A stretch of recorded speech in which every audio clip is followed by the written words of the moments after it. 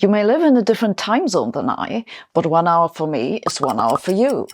An hour might feel longer if it's a job interview, but even the most awkward conversation doesn't actually slow down time. And yet, Einstein said, time can slow down.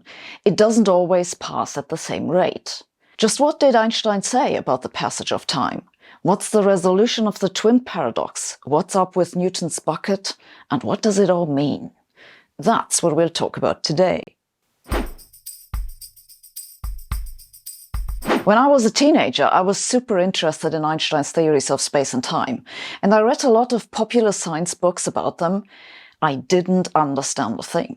I then went on to do a PhD in physics, and today it's my turn trying to explain it to you. The most important part of Einstein's theories is that they combine space and time to one common entity, space-time. This idea didn't come from Einstein, but from Minkowski, but Einstein was the one to understand what it means, which is why today you can buy a bobblehead Einstein and not a bobblehead Minkowski. Sorry, Minkowski. Einstein was the one to understand that if you combine space with time, then time becomes a coordinate, like space. That space is a coordinate means we can put distance markers on it, and we can choose them as we want. Once we have chosen some agreed-upon markers, we can use them to communicate where we are. You can give me your GPS coordinates, and I'll know where to find you. But those coordinates don't tell me what the length of the path is that'll take me there, because there could be many different paths. The coordinates alone don't tell me. If time becomes a coordinate, the same happens to time. If you give me your coordinates in space and time, I will know where and when to find you. But the coordinates don't tell me the length of the path that brings me there, and they also don't tell me how long it'll take me to get there. Wait, you may say, if it's 5 a.m. now and I tell you we're meeting at 5 p.m., then that'll take 12 hours, right? No, wrong. Those 12 hours are your coordinate time. They are just convenient markers. They are convenient for you because they agree with the time that actually passes for you. But how much time passes for me while I get to our meeting depends on how I get there. It's just that the difference between the passage of your time and my time as I come to meet you is normally so small we don't notice. It'd only become noticeable if I was moving close to the speed of light and my doctor advised me against it. If you've been keeping track, 3 dimensions of space plus 1 dimension of time makes 4 dimensions. Unfortunately, YouTube doesn't support 4D graphics, at least not yet, so we'll have to settle on just 1 dimension of space and 1 dimension of time. Just imagine that it describes something that can move only left or right, like American politics maybe. Here's what this space-time looks like. Not particularly impressive, I know. Actually, it looks exactly like it's just 2 dimensions of space, like a map or something. That's what it looks like, but looks can be deceiving, and in this case they are. For one thing, in space-time, if you don't move, then you still make a line, namely one that just goes straight up. If you move at some constant velocity, then you can describe that by a straight line tilted at some angle. By convention, a 45-degree angle marks the speed of light. Why 45 degrees? Why not? Maybe it's physicists' idea of having fun. But more importantly, space-time differs from space in one crucial way, which is how you calculate distances in it. If you have 2 dimensions of space, one called x and the other y, with 2 points in them, then calculating the length of a straight line between them is straightforward. You take the distances between the coordinate labels of x, call that delta x, and the same for y, call that delta y. And then the distance between the points is the square root of the sum of the squares, as we learned in kindergarten. This is called the Euclidean distance. In space-time, it doesn't work like this. In space-time, we deal with combinations of coordinates in space and time, which we call events. If you have 2 events, each with a position in x and a time in t, and you want to calculate the space-time distance between them, then again, you take the differences between the coordinate labels. In this case, that's delta x and delta t. And then you take the square root of the square of delta t minus the square of delta x divided by c, where c is the speed of light. This minus makes all the difference. Basically, the rest of this video is to explain what the consequences of this minus are. This is also called the Lorentzian distance after Hendrik Lorentz. That's Lorentz with TZ. Why is there a minus there? Because it works. This is how theories in physics come about. You have an idea, you check the predictions, you stick with your idea or toss it out. This one was a keeper. To see what this means, let's look at points that have the same distance from a reference point that we'll take to be the origin of the coordinate system. Let's say, for example, the distance is equal to 1 in whatever units you have chosen. If these were coordinates in a two-dimensional space, then all points at the same distance from the origin would be on a circle. Different distances correspond to circles with different radii. But if you do this in space-time, then all points at the same space-time distance from the origin are hyperbolae. You can't move on those lines because that would require you to move faster than light, but you could move on those. That would require a constant acceleration. The key to making sense of space-time is now this. The time that passes for an observer moving on any curve in this space-time is the length of that curve, calculated using this peculiar notion of Lorentzian distance that we just discussed. It's called the proper time. It's the proper way of calculating time, according to Einstein.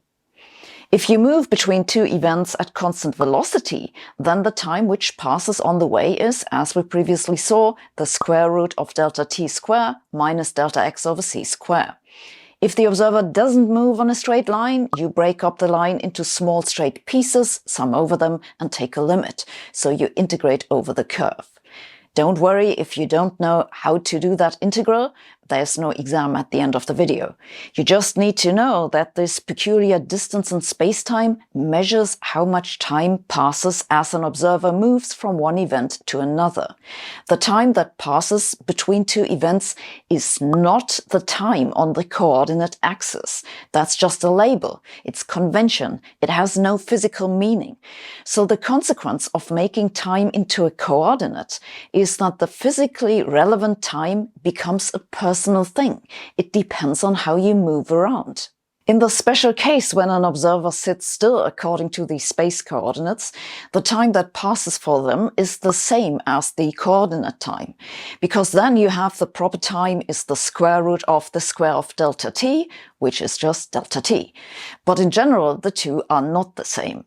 Confusing the coordinate time with the proper time is the reason for most misunderstandings of Einstein's theories that I've come across. Let's draw two observers into this diagram, one who just sits at rest, let's call her Alice, and one who moves with constant velocity to the right, that's Bob. You can then ask, for example, how much time has passed for Bob until he reaches the same coordinate time as Alice. That would be when he's up here. Remember that the time that passed is the length of this line, and the length is constant on a hyperbole, so it's the same on the entire hyperbole. Then you come to the odd conclusion that when Bob reaches the same coordinate time, less proper time has passed for him than for Alice. Yes, the line that looks longer is actually shorter according to this space-time distance. This is what people often call time dilation. I'd call this pseudo-time dilation because it's a meaningless comparison. Why would you care about the coordinate time? It's just a label. It has no physical meaning for Bob. If you confuse the two times, you run into a problem because Einstein also taught us that absolute velocities have no physical meaning. It's only physically meaningful to talk about differences in velocities. If you go for a walk, you can say you are moving relative to Earth at a speed of 5 kilometers per hour. Or you could say the Earth, including the ground and air and everything, is moving relative to you at 5 kilometers per hour. Physically, that means the same thing. Another way to say this is that there's no such thing as absolute rest. No, not even in the cemetery. And because absolute velocities are not physically meaningful, both Alice and Bob could claim to be at rest with themselves. According to Bob, he's in rest and Alice moves to the left. Now he could ask how much time passed for Alice until she reaches the same coordinate time as he does, and he would come to the conclusion that less time has passed for Alice. So now what? Has less time passed for Bob or less time passed for Alice? Well, that's a meaningless question because you're just comparing coordinate times for different events. This confusion of coordinate time with proper time is the origin of the twin paradox, which goes as follows. Alice and Bob are identical twins. Gender fluid, I guess. Bob goes on a trip to Andromeda, takes a selfie as he passes by the supermassive black hole, and hurries back home to post it on Twitter. When he comes back, who's older, Bob or Alice? If you think that time dilation comes from the relative velocity between them, then each must be older than the other, which makes no sense. The resolution of the twin paradox is usually to point out that actually the situation is not symmetric, because for Bob to make a round trip, he cannot move at constant velocity. He needs to accelerate to turn around. And just as a reminder, acceleration is a change of velocity, not a change of speed. Velocity has a direction, so changing direction at constant speed is also an acceleration. And acceleration is not relative, acceleration is absolute. What does it mean that acceleration is absolute? It means you can measure whether you're accelerated or not. One way to do this is with a spring. A spring will stretch when acceleration is acting on it, not when it's moving at constant velocity. Bob could take a spring along to figure out if his motion is physically different from Alice's. If you want to know how much time passes for Bob on his trip, you have to integrate this weird distance measure over the curve he's moving on. And the time that passes on Bob's trip will always be shorter than the time that passes for Alice at home. It doesn't matter just which way he travels. This is the real time dilation. It comes from the acceleration. Why is the time on Bob's trip always shorter than Alice's? I briefly mentioned this previously in my video about the principle of least action. In space-time, if you want to know what path an object takes from one event to another, then that's always the path with the largest proper time. Now, we know that Alice is at rest and no forces act on her, and therefore her path between the two events is that with the largest proper time. Consequently, any other path would have to have a force acting on it, and it would have a shorter proper time. And there's nothing paradoxical about it, because they are physically different. I sometimes read that the resolution to the twin paradox is that one must include gravity, but that isn't so. It's got nothing to do with gravity. I believe this mistake comes from another confusion, which is to think that Einstein's special relativity can only deal with constant velocities, and if you want to deal with acceleration, you need general relativity. This is just wrong. One can totally describe acceleration in special relativity. The difference between the two is that in special relativity, space-time is flat, whereas in general relativity, it is in general curved. If it's curved, that describes gravity. You don't need either general relativity or gravity to solve the twin paradox. I also sometimes read that Bob must start at rest with Alice, so he has to speed up first. And that's correct indeed if you want the story to work, but it's not relevant for sorting out the physics. It's sufficient if Bob and Alice meet at the same initial and final place. They don't also need to have the same velocity. By the way, that acceleration is absolute is also why Newton's bucket paradox isn't a paradox. What's up with Newton's bucket? Newton pointed out the following. Take a bucket and fill it half with water. The water will sit there with an even surface. So far, so unsurprising. Now spin the bucket. The water will be pushed against the sides and form a dip in the middle. It'll also start spinning with the bucket. Newton now said, when you filled the water into the bucket, the water was at rest with the bucket. When they both spin, they are also at rest with each other. And yet the water has a different shape. If the relative velocity is zero in both cases, then there must be something else to explain this shape. Mach later argued that the reason is that the bucket with the water moves relative to the rest of the universe. It's arguably true that the spinning bucket moves relative to the rest of the universe, but this isn't the reason why the water behaves differently in both cases. The reason it behaves differently is that a change of direction is also an acceleration. The water is accelerated because it goes in a circle, and acceleration is absolute. The one case is accelerated, the other not. There's nothing paradoxical about both cases being different. Okay, now that we have figured out the twin paradox and Newton's bucket, what's with time that slows down near black holes? To understand that, you have to know one more thing. Gravity is not a force. Gravity is caused by the curvature of space-time. What does it mean that gravity is not a force? It means that if you fall in a gravitational field, you are not accelerated, because there's no force acting on you. Einstein allegedly had this insight when a man fell off a roof and reported feeling weightless. Whether that anecdote is true or not, he captured it in his thought experiment with the elevator. If you're in an elevator that falls with you in a gravitational field, you have no idea if there's gravity at all. And likewise, if the elevator is pulled up and accelerates upwards, then you can't distinguish that from being in a gravitational field. If you're being pulled up, there is a force that acts on you, but it's not gravity, because gravity is not a force. The force that acts on you is that from the floor pushing you up. Same thing with Earth's gravity. At the moment, there's no gravitational force acting on you. Because gravity is not a force. There's a force acting on you from the ground, which is the reason why you are not freely falling into the center of Earth. Since there's a force acting on you, you are accelerated.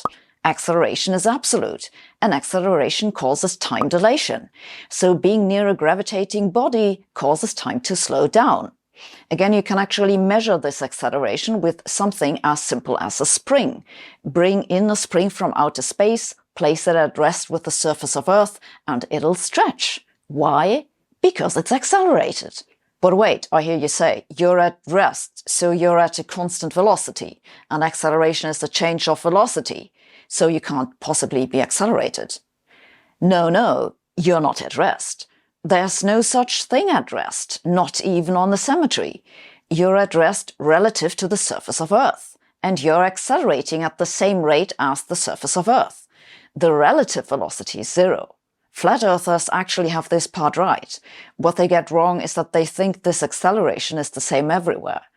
But actually, the acceleration on a mountaintop is somewhat smaller than that on sea level. That's because the curvature of space is a little smaller up there. And that's because, well, the Earth is round. And since the acceleration is somewhat higher at sea level, time passes somewhat slower there than on a mountaintop. This effect has been measured to great precision in a series of experiments starting as early as the 1950s. It's one of the major predictions of Einstein's theory of general relativity. It proves that time actually slows down near gravitating bodies. And yeah, it also proves that the Earth isn't flat. This effect becomes particularly strong if you hover near the horizon of a black hole. But again, it's not gravity that causes time to slow down, because gravity is not a force. It's the acceleration you need to not fall into the black hole that slows time down. Okay, I know, lots to digest. The main takeaways are this. First, acceleration is absolute. Second, the reason time slows down is acceleration. Third, it's a real effect and has been measured. Fourth, special relativity does describe acceleration, but only in flat space-time. General relativity can describe curved space-times, and with that, gravity. Fifth, gravity is not a force, which is why being at rest with the surface of a gravitating body requires an acceleration, and that too slows down time. Was that any better than those incomprehensible books I read 30 years ago? Let me know in the comments. Why is it so hard to understand something from reading a book or watching a video? I believe it's because you have to actively engage with the topic to really understand it. Our sponsor, Brilliant, can help you with that. Brilliant offers interactive courses on a large variety of topics in science and mathematics. And yes, special relativity is one of them. So if this video leaves you wanting for more, go and check out the course on Brilliant. They offer a fresh and new method of learning that I've found to work for me extremely well. Their courses all come with interactive visualizations. It really lets you get a feeling for how things fit together. And they will then challenge you with questions so you can check your understanding right away. I even work together with Brilliant on a course that accompanies my videos on quantum mechanics. My course will introduce you to quantum mechanics starting from the very basics, so you don't need to be an expert already to understand it. It's an introduction to interference, superpositions and entanglement, the uncertainty principle and Bell's theorem. And like all their courses, it comes with interactive graphics and follow-up questions. If you're interested in trying Brilliant out, use our link brilliant.org/Sabine and sign up for a free trial. You'll get to try out everything Brilliant has to offer for a whole week, and the first 200 subscribers using this link will get 20% off the annual premium subscription. Thanks for watching. See you next week.